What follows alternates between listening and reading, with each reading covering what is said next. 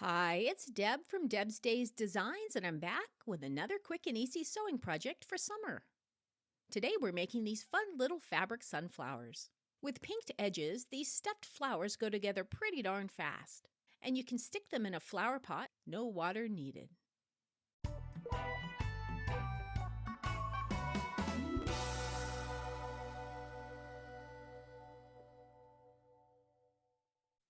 All right, let's get this project started. Along with your regular sewing supplies for this project, you'll need fabric for the sunflower, the center and the leaf, polyester fiberfill stuffing, pinking shears, hot glue or craft glue, a wooden skewer, dowel, chopstick, or craft stick, an optional glue stick and lightweight interfacing, and of course the printable templates. You can draw your own sunflower and leaf templates, but if you'd like to use mine, they're part of a written pattern I have available in my shop. You'll find the specific cutting measurements, step-by-step written directions with color photos, and the printable templates. It's a digital PDF pattern, which means you can download it to your device, and to save paper, print out just the template page. But if you'd like to have the entire pattern on paper, you can print out the whole thing as well. I've added links in the description down below in case you're interested. First, cut out the sunflower and leaf templates, and cut away the flower center. I cut through the bottom of the flower template to get to the center, and then I retaped it when I was finished.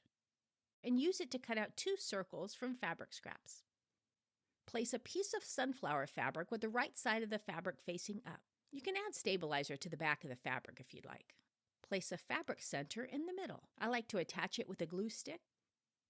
Stitch the circles to the middles of each of the fabric squares by sewing 1/8 of an inch to 1/4 inch inside the edge of the fabric circle, or by stitching the raw edges with a blanket, zigzag, or satin stitch. I like to try out different stitch lengths and widths on fabric scraps before I work on an applique piece. Place 1 square of sunflower fabric with the right side facing down. On top, place the other sunflower fabric with the right side of the fabric facing up. Center the template over the flower center and pin it into place. Stitch the flower together by sewing around the outside of the template very close to the edge of the paper, leaving a space at the bottom open for stuffing. Go slow to keep from sewing the paper, and make sure your needle's in the down position when you're pivoting. Remove the paper template and use pinking shears or scissors to trim 1/4 inch to 1/2 inch outside the stitching line. Then use the opening to stuff the sunflower with fiberfill, filling it as full as desired. Adjust the stuffing away from the opening and insert the wooden stem into the stuffing. If you're using a wooden skewer, be sure to cut off the sharp point first. Use a pencil to mark the fabric on each side of the wooden stem.